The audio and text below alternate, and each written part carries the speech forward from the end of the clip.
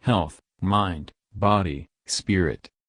Hello, you are watching an informative video on how successful people spend their weekends to be more productive. Please read this disclaimer carefully. That old Loverboy song "Everybody's Working for the Weekend" rings true for so many of us who give their all Monday through Friday, and just want to use Saturday and Sunday to catch up on some R&R. What a lot of us don't realize is that spending Saturday and Sunday binge-watching Netflix or sleeping off hangovers is a complete waste of 2/7 of our life.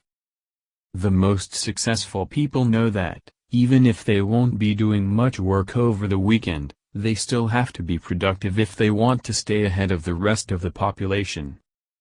Rather than glue themselves to the couch watching reality TV all weekend, the hardest working among us choose to plan.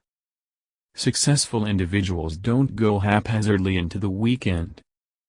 They plan their day out just as they would any other. It might be a little more loosely scheduled than a typical Tuesday, but with only so many hours in a week, successful people know they have to use all the free time they can get to accomplish the errands and tasks they need to accomplish. Without a plan, you'll end up watching just one more episode of sitcom reruns before you realize it's already 4 p.m. on Sunday. Get up early. Of course it feels good to sleep in, but it feels even better to have checked some tasks off your list before anyone else around you has gotten out of bed.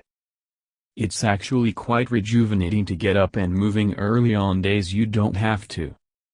Starting your Saturday off by hitting the gym or reading a book will leave you feeling more refreshed than if you wasted an extra 2 or 3 hours laying in bed staring at the ceiling. Unplug. In today's busy, interconnected world, most of us never truly leave work at work. Our phones are likely connected to our email and Twitter accounts, meaning we can be bombarded with a work-related task even after the 5 p.m. whistle blows on Friday. But even the hardest working among us need time to let work go. Laura Vanderkam, author of What the Most Successful People Do on the Weekend, advocates taking a tech Sabbath, even for a couple hours over the weekend. Go fishing or hiking, visit a museum or a library, and do so without your phone in your pocket. You'll be amazed at how much more visceral the experience is. Exercise. During the week, you probably told yourself you were going to hit the gym at least once or twice. Then, life happened. While you can't blame yourself for neglecting the gym because you needed to pick up your kids or your wife's car broke down, the weekend is the perfect time to make up for lost opportunities. And if you can knock it off early in the day, doing so will absolutely kickstart your day and keep you motivated and moving throughout everything else you have planned for your time off. Socialize.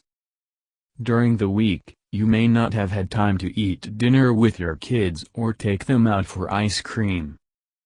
Don't be that parent that's so addicted to work that they neglect the people they are working to support. Plan fun activities to do as a family, and don't forget about taking your spouse out for romantic dinner dates every once in a while. Make the time to meet up with friends and connect in more ways than just text messaging each other every few weeks. After all, what's the point of life if you can't enjoy it with the people you love? Follow passions and hobbies. Warren Buffett plays the ukulele. George W. Bush paints. Jay Leno is a car freak. Successful people use every minute of their free time doing something they love doing, because they know they'll never get the time back. Even if your hobby requires hard work and dedication, if you're passionate about it, you'll still be relaxed and comfortable while working on it. Don't waste precious time scrolling through Twitter when you could be learning a new song on piano. You never know when a simple hobby could turn into a lifelong passion. Embrace downtime and reflect. Of course, there are times you'll need to sit quietly and let yourself just be. Career coach and author Roy Cohen believes meditating to be a great way to achieve peace of mind, while life coach Marsha Egan says most successful people use their downtime to reflect on their accomplishments, failures, and future plans. Prepare for the week ahead. There's a reason many people wake up in a groggy panic every single Monday morning. They haven't mentally prepared themselves for the work week. Especially if you've wasted the weekend and didn't do all of the tasks you said you were going to when you had the time. Monday mornings can be an incredibly stressful time. But if you've used your weekend wisely, and you take some time Sunday night to analyze all the errands and jobs you need to do throughout the week, you can wake up on Monday feeling ready to take on whatever gets thrown at you. Thank you. Keep watching more interesting and informative videos.